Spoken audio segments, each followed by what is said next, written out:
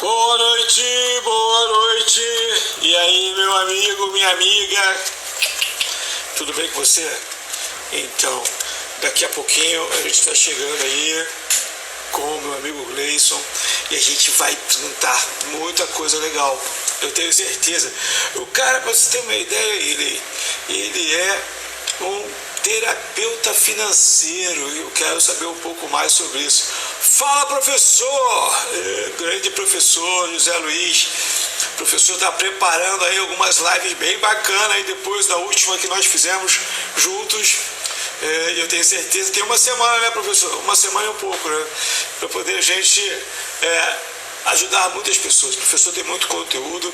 Bom, é o seguinte, Gleice, quando você quiser, você fala aí que eu já autorizo a sua participação. Pessoal, é o seguinte, como alguns de vocês sabem, eu comecei esse trabalho para começar a ajudar as pessoas a conhecerem uma outra forma de colocar em prática os seus aprendizados. Então, tem muitas pessoas que estão estudando muito, assistindo muitas lives, fazendo muito treinamento, estão com dificuldade de colocar isso em prática. E eu, como sou especialista na arte de como fazer, tive essa brilhante ideia de convidar meus amigos para que participem comigo e deem dicas para que vocês consigam colocar em prática os seus aprendizados, não só fora do que vocês estão assistindo aqui agora, como as dicas e os conselhos que nós vamos dar aqui. A gente não dá muito conselho não, né? A gente dá mais dicas e a gente pega um pouquinho pesado algumas vezes, porque eu entendo que para nós fazermos algo diferente, nós precisamos ter comportamentos diferentes. E eu entendo também que a minha experiência é a minha experiência. Então, eu dar conselhos seria eu contar uma experiência minha para a pessoa que está do lado. Então, que provavelmente vai ser diferente. Então, se eu falar para ela do jeito que eu fiz um processo e ela for tentar fazer do mesmo jeito, o resultado dela pode ser muito diferente do meu. Por quê? Porque são pessoas diferentes, comportamentos diferentes, crenças diferentes. Então, essa parte de aconselhamento eu fico um pouco de fora, não sou muito de dar. O que eu dou são dicas para que as pessoas consigam refletir e fazer diferente. E até ajudo a caminhar pelo melhor caminho. Meu amigo Gleison, pede aí para poder você entrar, tem uma solicitação aí que eu já autorizo aqui e a gente já vai bater no papo. Então, o Gleison, a gente se conheceu num dos treinamentos que a gente fez por aí, né? Junto com o professor, que é o treinamento lá do MMI.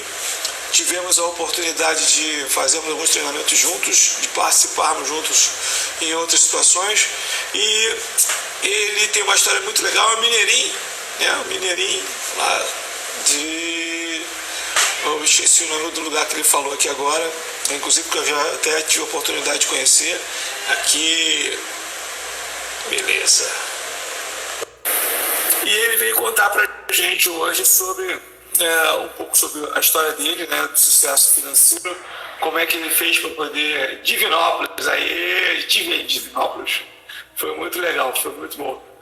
Teve uma época que eu fui gerente nacional de uma empresa no segmento de material de construção, e aí eu tive a oportunidade de passar uns dias aí no interior na verdade eu conheci Minas quase todo, né? Sul de Minas, norte de Minas, andei um bocado aí por Minas.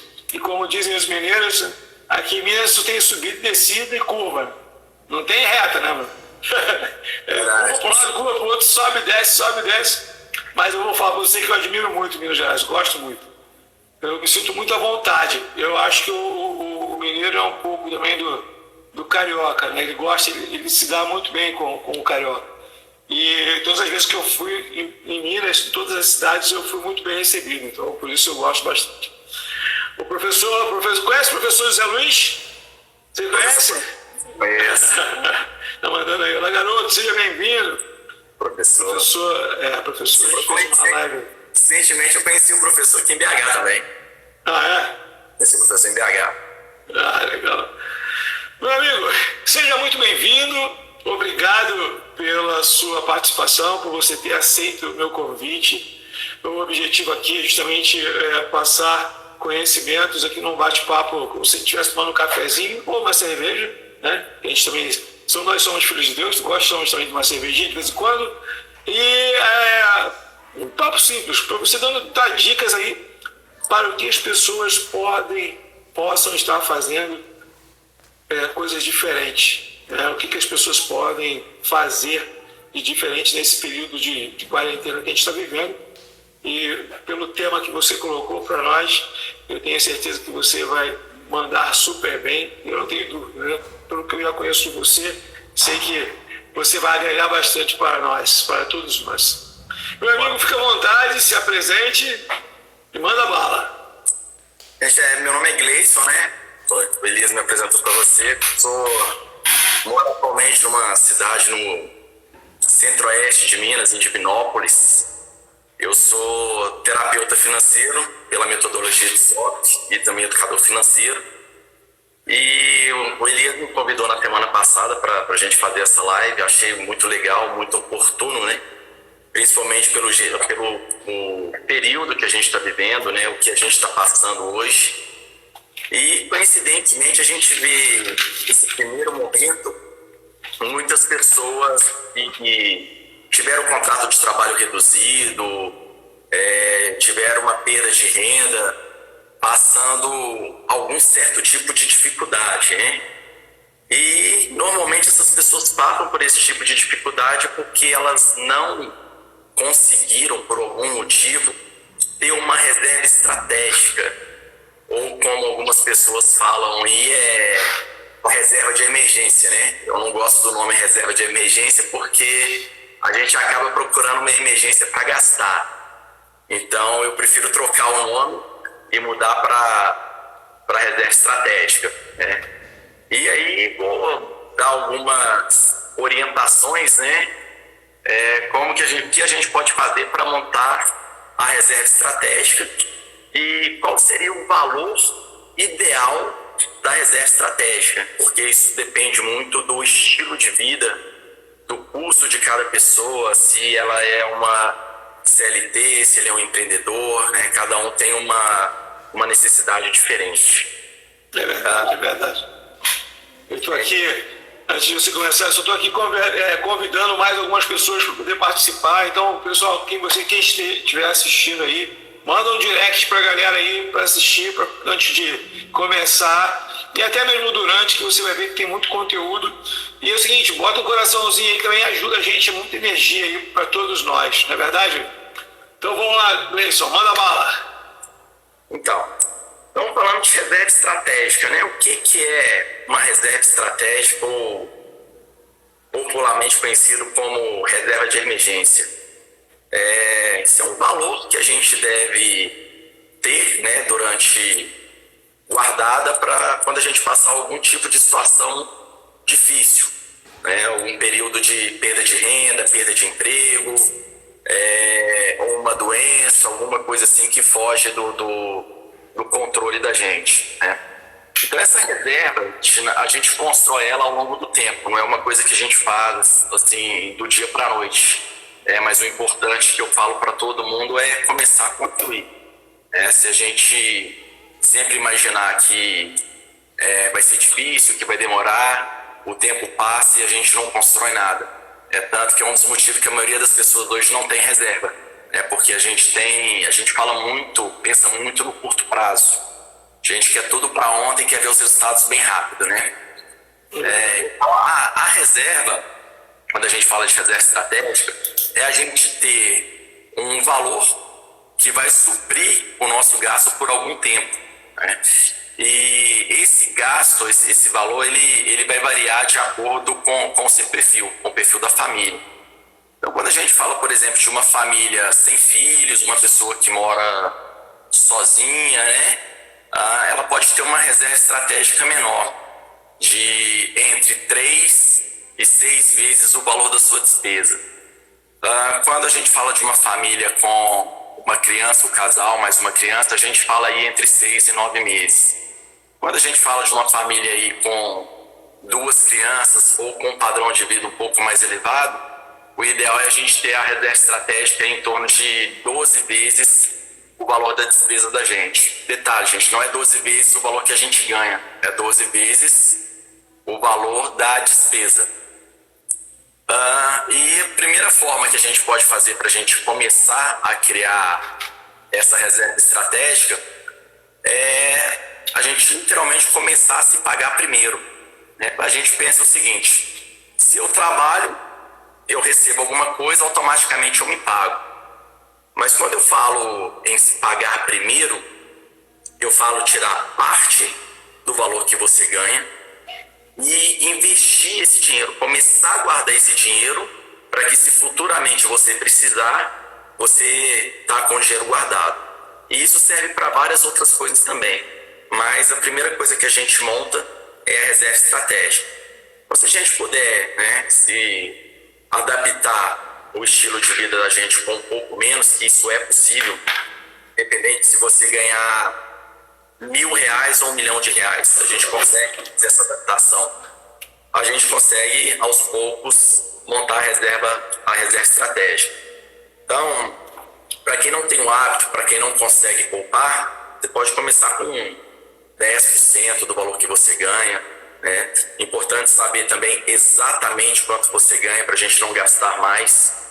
Porque uma conta que a gente faz, às vezes, por exemplo, digamos que eu sou CLT, trabalho de carteira assinada, e eu fui contratado lá ganhando R$3.000. E na maioria das vezes, na verdade, eu não vou ganhar R$3.000, porque ali tem alguns descontos, né? Você tem alguns descontos tipo INSS, às vezes tem refeição, vale transporte, alguma coisa, mas lá no inconsciente eu tô lá que eu ganho R$3.000. E aí o que eu faço? Eu começo a gastar sobre R$3.000. E na verdade, quando eu receber um valor líquido ali, não vai ser R$3.000, né? Então o primeiro passo é saber exatamente quanto você recebe, o líquido que você recebe, para você começar a montar aí a reserva, tirando pelo menos, começando inicialmente com 10%, que não seria um valor muito alto, para a gente começar a poupar. E com certeza você vai conseguir adaptar o seu estilo de vida com os outros 90%. Então, assim, a primeira coisa que a gente tem que fazer é tomar consciência, ter consciência que isso é importante, principalmente em momentos como esse, momentos de crises, né, em momentos de perda de renda, que você não vai passar nenhuma perda. Então, muito legal isso que você está falando, cara. E aí eu quero entrar assim, porque tem aquela máxima, e também já aconteceu comigo: quanto mais eu ganhava, mais eu gastava, né? Quanto mais as pessoas ganham, mais gastam. E isso vai fazer um impacto lá, um resultado lá na frente. Quando você estava falando logo no início, né, da satisfação momentânea, existe, né, o prazer de gastar agora, okay? Tem até você, né, como especialista, já tem essa frase pronta, mas você gasta agora para ter uma emoção agora, né, aquele sentimento de valorização agora. Mas depois você sofre lá na frente, porque você não guardou. O ideal é você cortar na carne agora, fazer o que tem que ser feito, para quando chegar lá na frente, você, por exemplo, dentro de uma necessidade, você ter um fluxo, né, ter um fôlego.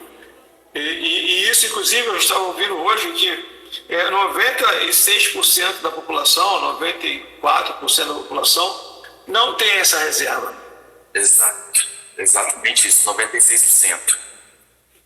Porque, assim, o que não tem, né? É cultural. É uma coisa nossa, né? Bem cultural, de pensar só no hoje, né? Então, assim, por isso que a gente não preocupa muito lá com o futuro, com o longo prazo. E a outra coisa também é a forma que a gente gasta o dinheiro. Infelizmente, a gente não gasta o dinheiro da forma racional, a gente gasta o dinheiro da forma emocional. Então, por isso dificulta bastante a gente a criar hábitos, né? Hábitos melhores com o dinheiro.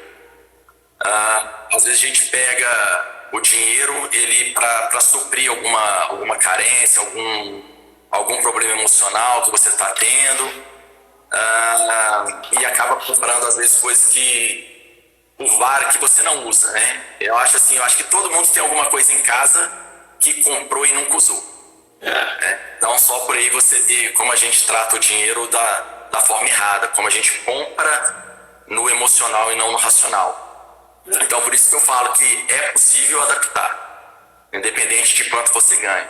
Não existe aquela questão, eu ganho pouco. O importante não é quanto você ganha, é como você gasta.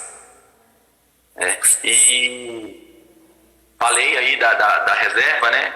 Então, comecei a falar um pouquinho. Então, primeiro eu falei lá de uma família aí com uma pessoa que mora solteira, mora sozinha, né? Entre 3 a 6 vezes é um valor ideal, porque se, no caso de perda de renda, automaticamente a gente tenta dar um pouco os gastos, né? Então, consequentemente, sua despesa também vai diminuir um pouquinho e sua reserva acaba durando mais. E aí, quando você volta para o mercado de trabalho, quando você tem uma retomada de renda, você percebe que o dinheiro começa a render mais, porque você caiu um pouco o padrão de vida.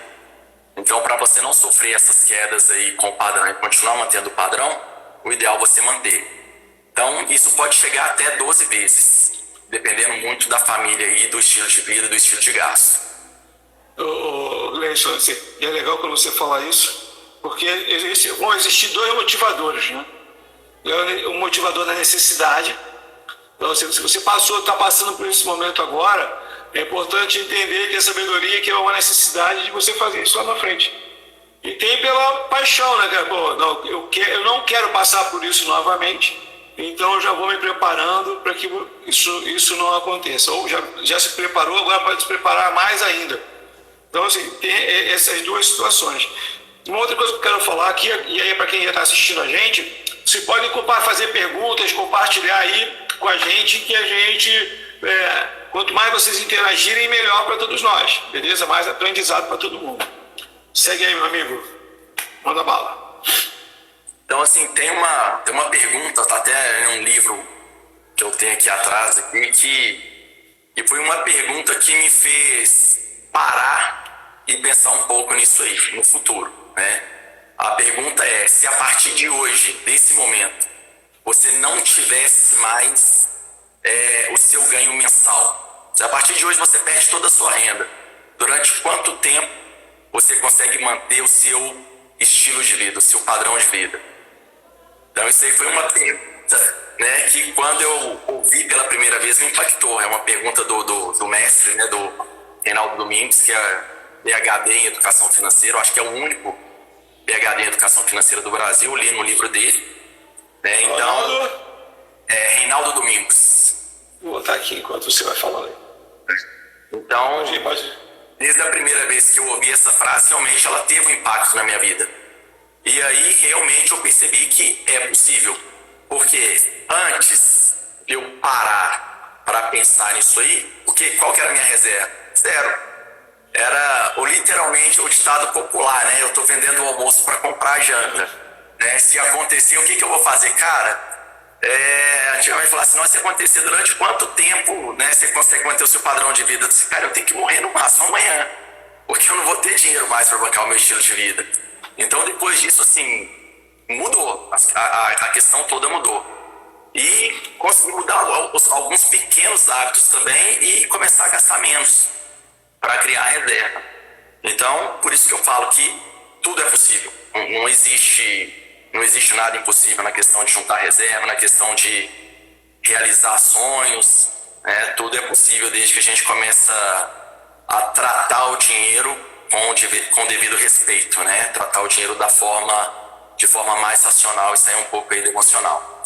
Gleison, você como terapeuta, assim, como é que a pessoa começa a entender que aquele é o momento de procurar uma ajuda para conseguir resolver isso? Porque normalmente o dinheiro, como você falou, é na emoção, é gasto a maior parte das vezes na emoção.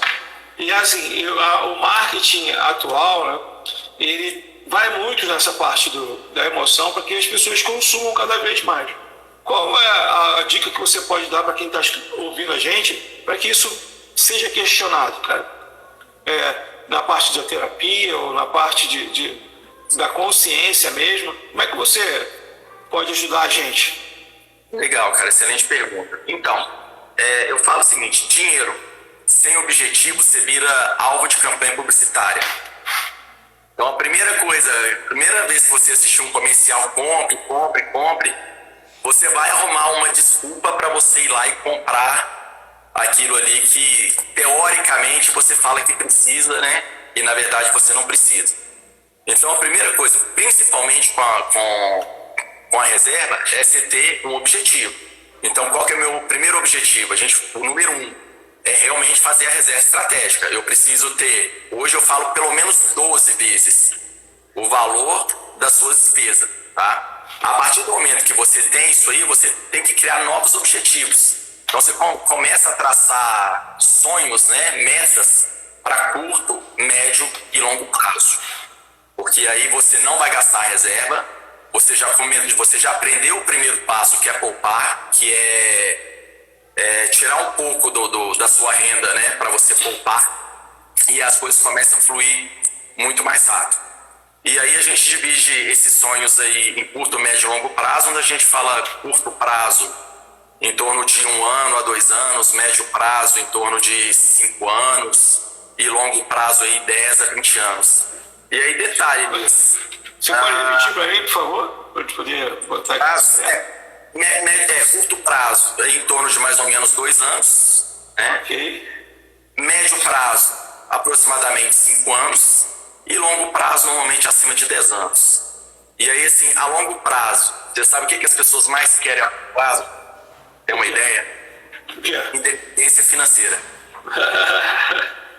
E aí, detalhe, as pessoas querem muito independência financeira, mas não sabem quanto custa. Qual que é o valor da independência financeira dela, que é o número do sapato, né? Então, se você não sabe quanto custa, o que você precisa fazer para chegar lá? Impossível se você não sabe quanto custa. Porque a maioria das pessoas também não realizam sonho. Então já vi, eu tenho um sonho de, sei lá, eu queria ir pra Disney uma vez no ano, de 2 em 2 anos. Pô, por que você não vai? Porque é caro. Caro quanto? Eu não sei, se você não sabe quanto é, como que é caro. E às vezes as pessoas cobrem o preço, elas ficam surpresas. Pô, não era tão caro igual eu imaginava que era.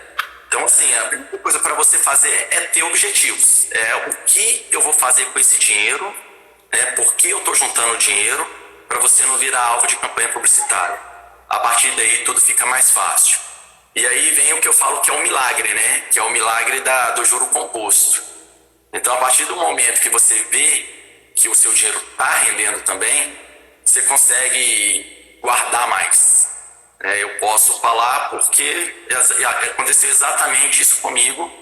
Inclusive na época que eu te conheci, né? Bem na época que eu te conheci, eu saí assim de zero, literalmente do zero, para fazer coisas num curto prazo, em torno de aproximadamente 3 anos, que eu nunca imaginei que eu iria conseguir durante toda a minha vida.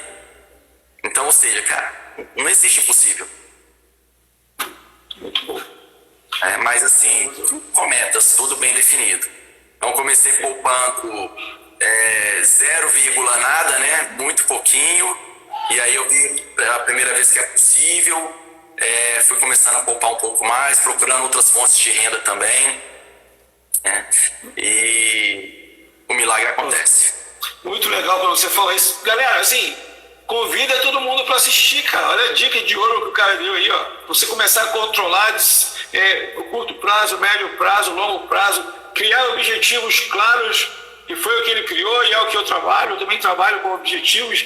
Inclusive, o processo que ele está utilizando é praticamente o mesmo que eu. Tá bom, criou o objetivo, como é que eu vou fazer? Qual é o planejamento para eu conseguir atingir o resultado que eu quero? O resultado financeiro. Isso serve para o resultado financeiro como resultado profissional e pessoal. Fazer o planejamento, o passo a passo para conseguir atingir o resultado. O objetivo claro fica muito mais fácil, né? Ou menos desafiador de você conseguir criar aí o passo a passo e chegar onde você quer. E assim, qual é a primeira ação que você acredita que é importante para a pessoa fazer? Cara, a partir de agora eu quero mudar isso. Qual? Tipo, para virar a chave você faz esse tipo de ação, toma esse tipo de ação. Que não é conselho, né? Você está dando uma dica. Qual seria? Primeira coisa é literalmente você tomar o conhecimento do que você ganha e o que você gasta. Muitas pessoas, né, têm o que a gente chama de crise de identidade financeira. O que é essa crise de identidade financeira? Ela vive um padrão de vida que não condiz com o que ela ganha. Então, primeira coisa é identificar qual que é o seu momento, né, o seu eu financeiro do momento, para você tomar o primeiro passo. Se eu estou usando cartão de crédito como complemento de renda, se eu estou utilizando um limite de cheque especial, então a primeira coisa é rever despesa, começar a cortar para sair disso aí e começar a poupar. Então a primeira coisa é saber exatamente em que ponto você está, para você saber qual a primeira atitude que você deve tomar. Legal. Quando você fala assim, né, o cara entender que ele está usando o cartão de crédito como o salário, né, o salário, a remuneração, e aí também a conta especial, isso está ligado a algumas emoções, e assim, e uma delas é principalmente o ego, né, que eu vejo. O cara tem o ego que ele criou uma imagem, e aí de repente ele entende que se ele parar de, né, se ele vender aquele carro, comprar um carro mais barato, ou trocar de apartamento, ou renegociar, chamar alguém para renegociar uma dívida, ele já começa a se sentir inferiorizado. E isso acaba prejudicando. Tem muita gente, né, não sei se você já pegou clientes assim, o cara fica preocupado com o que os outros vão pensar. E isso pode ser um desafio, não é verdade? Sim, é a crise de identidade, né? Porque ele está com um padrão acima do padrão que ele pode bancar. E eu vejo muito, né, principalmente mídia, né, tipo assim, o maior vilão é o cartão de crédito, cara. Não é o cartão de crédito. O maior vilão é quem gasta mais do que ganha no cartão de crédito. O cartão de crédito tem culpa nenhuma, cara. O cartão de crédito não vai lá e passa, compra alguma coisa. Quem compra é você, né? Então o vilão não é o cartão de crédito. É lidar com o dinheiro de forma emocional. Até pelo contrário, né? O cartão de crédito dá muitos benefícios para quem sabe usar, não é verdade? Sim, exatamente. O cartão de crédito os benefícios tem que no mínimo pagar anuidade.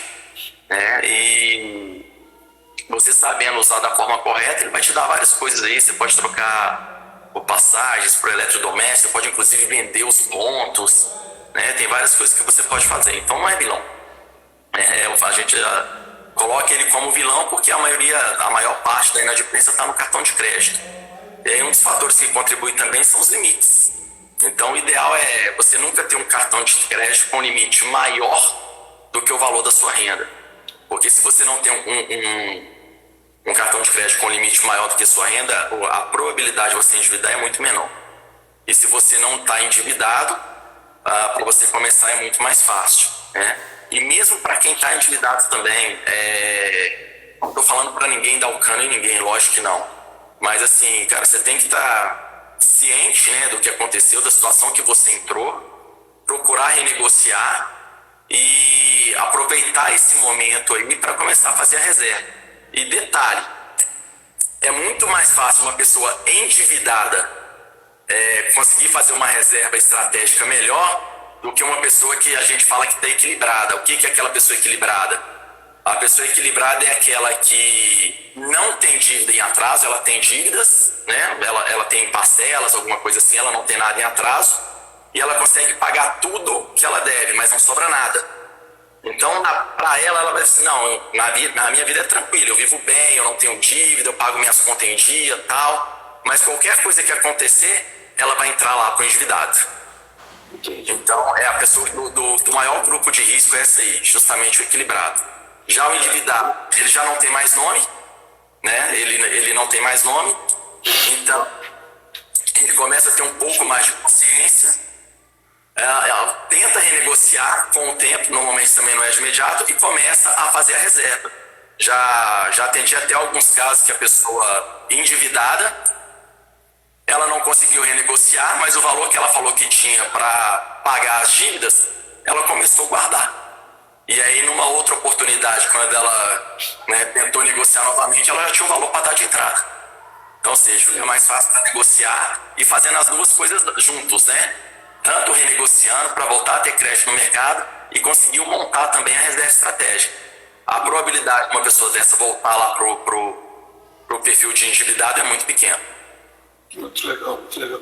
E quando você fala isso é interessante porque as pessoas, muitas essa aí, né, que fica no nível de equilíbrio, Porque o equilíbrio é bom, mas ele muitas vezes ele prejudica em algumas tomadas de decisão, né? Decisões.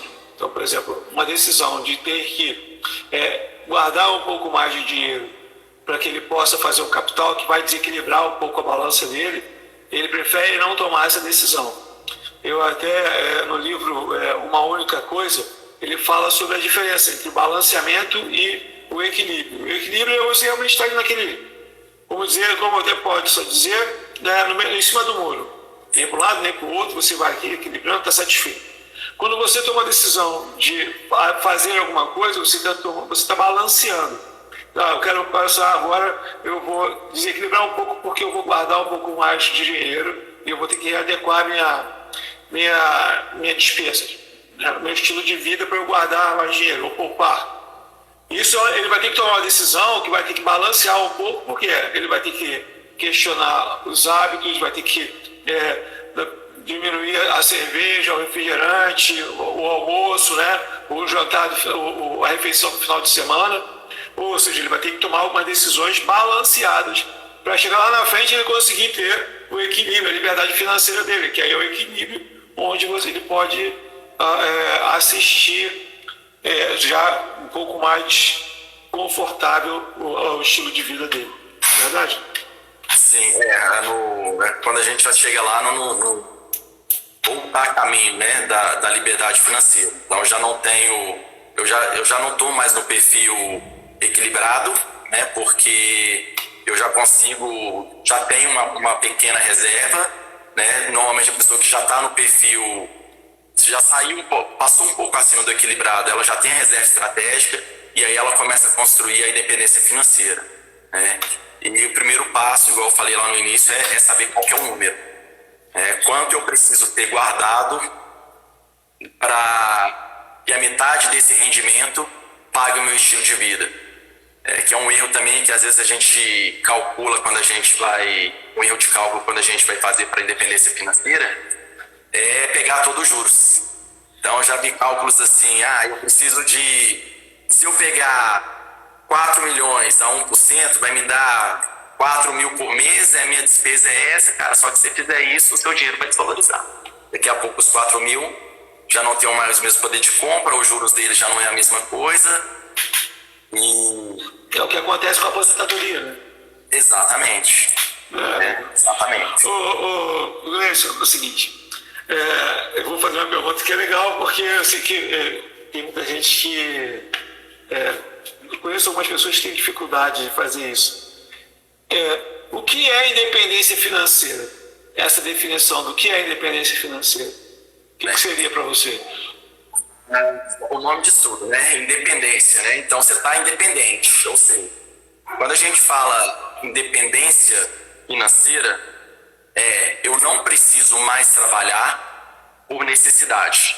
Ou seja, eu não preciso ir trabalhar eu não dependo mais do dinheiro do meu trabalho. Eu trabalho porque eu gosto, tá? Quando a gente fala que uma pessoa ela é independente financeiramente, é que ela tem um volume, uma certa quantidade de dinheiro que pague a despesa dela. Isso é a independência financeira, né? Então, você começa a trabalhar somente porque você gosta. E não tem nada melhor a gente trabalhar somente porque gosta, não pela obrigação. Então, é um patamar que, infelizmente, se eu não me engano, 3%, eu acho que entre 3% e 4% da população consegue atingir. Mas porque não é cultural. A gente depende muito, parece que a gente gosta muito de estar na mão dos outros, né?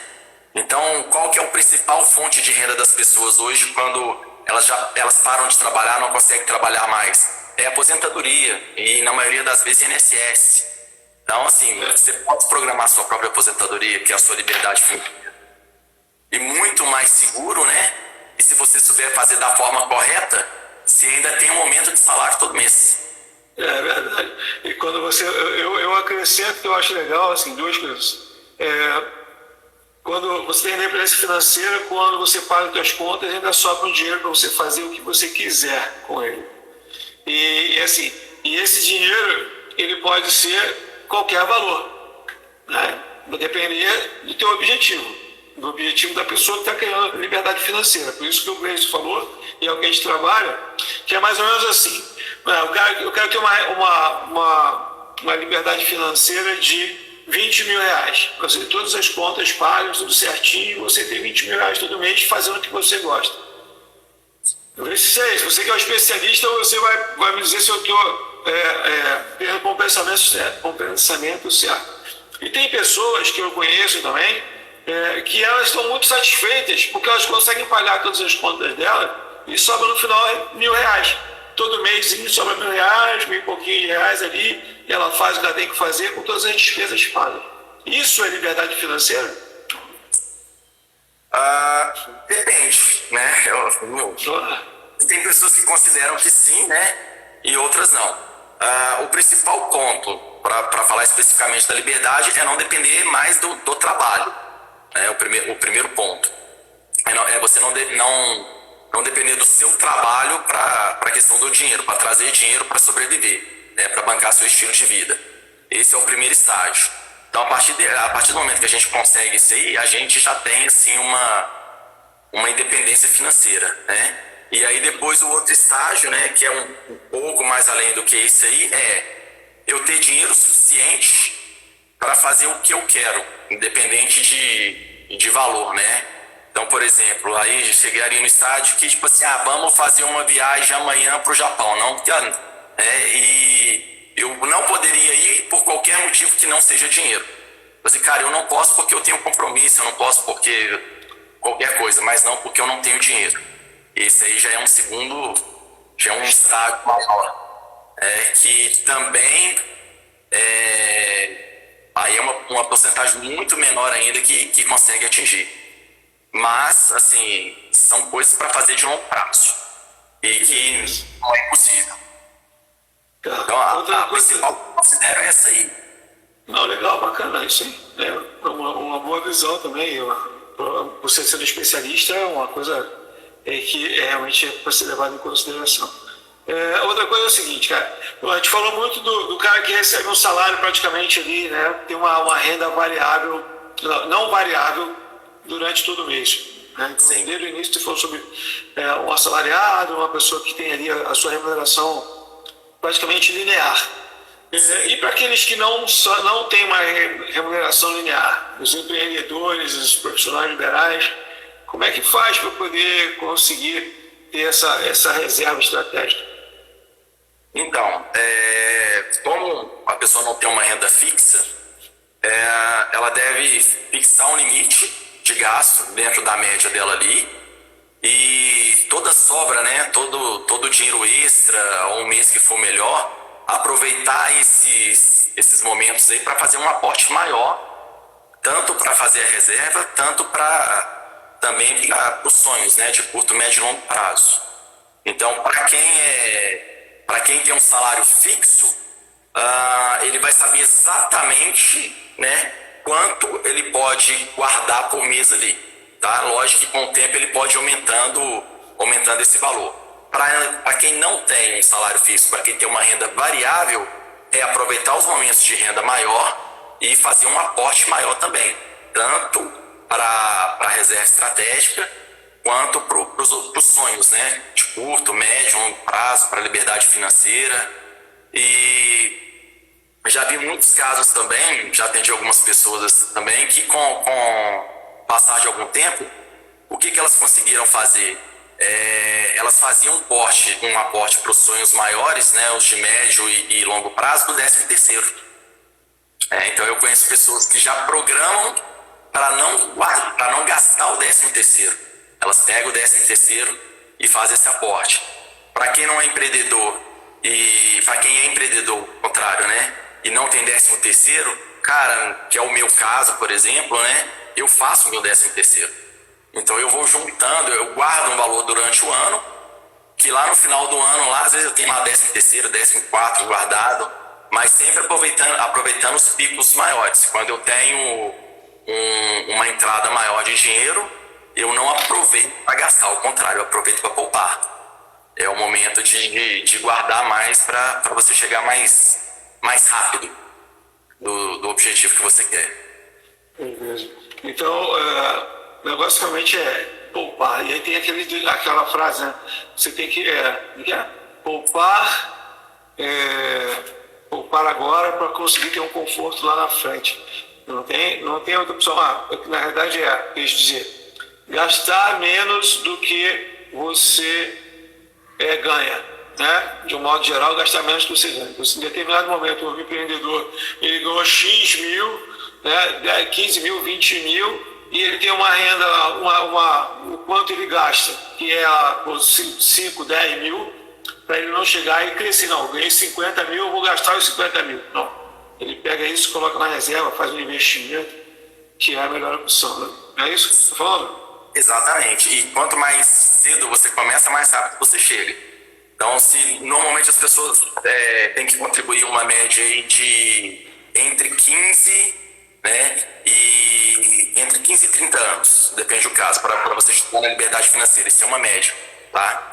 Então, uma pessoa que começou lá, desde o primeiro emprego, sempre guardou alguma coisa, ela vai chegar nisso bem mais rápido do que numa pessoa que começou lá com 40 anos, né, para ela começar. Tem um caso bacana, o Elias, né, comentar aqui rapidamente. Eu fiz um trabalho com jovem aprendiz há 2 anos atrás. E quando eu comecei a fazer esse trabalho com jovem aprendiz, tinha uma jovem, né, ela 19 anos, eu já não sei se ela já ainda estava como jovem aprendiz, mas que com 19 anos ela já tinha praticamente o valor para comprar uma casa, cara, comprar um apartamento. Só juntar desde pequeno. Então ela falou que desde o primeiro emprego ela tinha meta de quanto ela ia gastar. Então ela pegava uma pequena porcentagem e gastava. E assim, cara, num espaço assim, surreal, muito pequeno de tempo, conseguiu coisas que às vezes as pessoas tentam durante toda a vida e não conseguem. Acabam tendo que entrar no financiamento, alguma coisa assim. Então, no resumo, cara, tudo se dá a disciplina, é ter o objetivo realmente do que você vai fazer com o dinheiro que você ganha. Isso vai fazer a diferença aí para a maioria das pessoas. Muito legal, muito legal. Meu amigo, como eu falei para você, o tempo passa rápido, cara. Já tem 42 minutos. Então vai muito rápido. Se deixar, a gente vai começar batendo papo para continuar aqui direto.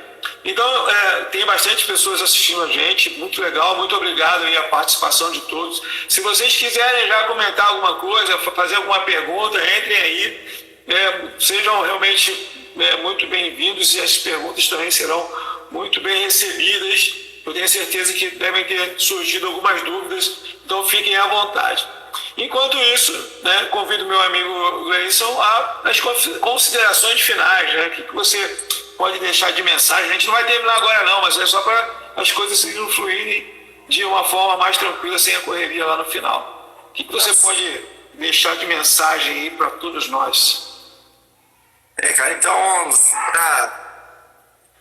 para quem, né, eu acho que todo mundo tem sonhos, né, a gente tem sonhos, a gente para de viver, né? O mais importante é você saber exatamente a questão do objetivo, né? E hoje dentro da terapia financeira a gente trabalha uma metodologia que chama DSOP. O DSOP significa diagnosticar, sonhar, orçar e poupar. Então, assim, são os 4 pilares para a educação financeira. Então, primeiro você tem que fazer um diagnóstico de como está a sua vida financeira, descobrir qual que é o seu eu, certo? Porque se você não saber qual que é o seu eu, fica meio difícil você realizar os sonhos. Depois você tem que pegar esses sonhos, colocar no papel, e vem o S. O S é o de sonhar. Depois que você sabe quanto custa os seus sonhos, o preço deles, nós vamos pro orçar. Porque não adianta você comprar, né? Vamos falar de compra, o primeiro lugar que você vê. Então, você sempre tem que fazer cálculos, procurar saber aonde você vai gastar. É realmente uma cotação de preço. Aonde que você vai conseguir realizar o seu sonho com o menor custo. E depois que você sabe tudo isso, o terceiro passo é começar a poupar. É o básico. Muito bom, muito bom, muito bom. O Gleice, tem aqui o professor colocou, né? Gleice, quando acabar a pandemia, como vai ficar os empregos? Qual é a tua opinião com relação a esse final de pandemia que a gente não sabe até quando vai, né? Eu acho que ele vai ter oportunidade, muita oportunidade para quem se especializar. Porque a gente está criando um mercado aí home office, né? Que alguns lugares já tinha empresa, a cultura, né? Algumas empresas já tinham essa cultura. E hoje eu vejo até em algumas empresas, grandes empresas inclusive, uma até que eu faço consultoria para eles, que a intenção deles é continuar com home office. Então, ou seja, especializa. Estava comentando até com um amigo, não me recordo o nome para mim falar quem é aqui. Ele falou assim: máquinas vai tomar os empregos, né? Assim, lógico que não. Precisa de um especialista para operar uma máquina. Então não vai tomar o emprego de ninguém, né? Eu acho que a questão de emprego, a gente vai sofrer um primeiro baque, lógico, mas a questão vai voltar. E aí, uma boa colocação do professor, a gente pode até pegar antes aqui. Quantas milhões de vagas que a gente tem aberto e não tem profissional para preencher essas vagas? Qualificado, né? Qualificação. Qualificado. Então, assim, qualificar, aproveitar a oportunidade que vai surgir, não é ficar lamentando pelo que aconteceu. O passado você não vai mudar, não importa. Por isso que ele chama passado. Então, se você parar de pensar lá no passado e começar a pensar nas oportunidades que isso pode te dar no futuro, tenho certeza que muita gente vai sair bem disso aí e várias profissões novas vão surgir, com certeza. Com certeza. Obrigado, professor. A Aline também tem uma pergunta aqui, tem a ver com investimentos. Eu sei que normalmente fazer as perguntas de investimentos, dar dicas de investimentos, assim, de uma forma sem um conhecimento do perfil da pessoa, né? Sem entender qual tipo de mercado ela quer fazer ou atuar, é meio complexo. Mas o que você diria para ela assim, né? Em que você investiria hoje com 10 mil reais na mão? Bem, depende para quando eu vou querer esse dinheiro. Então, por exemplo, se eu tenho 10 mil reais que eu pretendo usar daqui 6 meses, cara, eu vou para um investimento muito conservador, Tesouro Selic, às vezes uma LCI, uma LCA. Se eu já estou pensando em mais médio para longo prazo, eu posso ir para um Tesouro Direto NTNB. Então, assim, para falar de investimento sem saber para quando, é muito complicado. Igual, tipo assim, eu estava conversando com uma pessoa antes aqui, estava numa consultoria, e assim, eu quero investir em ações. O que você acha? Excelente, você está investindo em empresas, você investir em empresas boas, né? Mas é a primeira pergunta: para quando você precisa do dinheiro? Você precisa investir nos próximos 4, 5 anos? Se você precisar, talvez ações não é um bom negócio. Então, assim, vou colocar, se eu tivesse 10 mil para investir e eu não tivesse a minha reserva estratégica, eu colocaria esse dinheiro aí numa LCI, numa LCA, que eu vou estar ganhando da poupança, né? Que é o mais importante. Provavelmente eu vou estar ganhando da inflação também. E eu vou ter esse dinheiro a qualquer momento, na hora que eu precisar, eu vou ter ele na minha mão e detalhar investimento também livre de imposto de renda. Então, para falar de investimento sem conhecer o perfil é bem complicado. Isso. Foi o que eu já adiantei um pouco, né? Ali, ele pode até ajudar, depois você entra em contato com ele, ele pode te dar algumas dicas aí, porque tá arriscado ele falar algumas coisas que de repente não vai servir para o teu perfil. Eu sei isso porque quando eu fui começar a investir, eu precisei identificar o meu perfil, identificar onde eu queria, justamente isso que você falou, se eu quero um retorno a curto prazo, a médio prazo, a longo prazo, quanto eu vou disponibilizar para cada um desses. Então, sempre não é tão simples quando eu falo assim, não, você faz isso, isso, isso. Tem cliente está falando aqui, vamos lá, vamos colocar em prática, o diagnóstico, né? DSOP, que é um negócio bacana. Outra coisa que você falou é fazer uma avaliação, é saber quanto você ganha e quanto você gasta. Isso é bem interessante para que você consiga ter aí uma noção real, né? Tirar um raio-x da sua vida financeira. Exatamente. Para você tomar a rédea, né? Para você ter o controle. Se você não sabe isso, você não tem o controle. Você está sendo levado, simplesmente deixando ser levado. Gleice, tem uma pergunta bem legal aqui, cara. Essa você pode, essa é mais tranquila. O que você fala sobre as aplicações em banco digital? O que você fala sobre isso? Eu gosto muito, né? Indico muito, eu prefiro os bancos digitais do que bancos grandes, né? Do que, primeiro, que eles pagam uma rentabilidade muito melhor do que um banco grande, sem citar nome de bancos, né? O custo operacional do banco digital, ele é muito menor, porque ele investe em tecnologia e ele tem um primeiro custo alto ali, ele pode colocar lá milhões de clientes, às vezes, sem precisar fazer um outro investimento. Então, quando a gente fala de investimento de banco digital, né, que a maioria aí são fintechs ainda, a primeira coisa que você tem que ver é o rate desse banco, que é a classificação. O rate é uma classificação.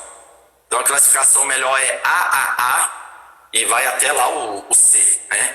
Então, primeiro você tem que ver o rate desse banco, se ele é um banco que tem uma classificação boa.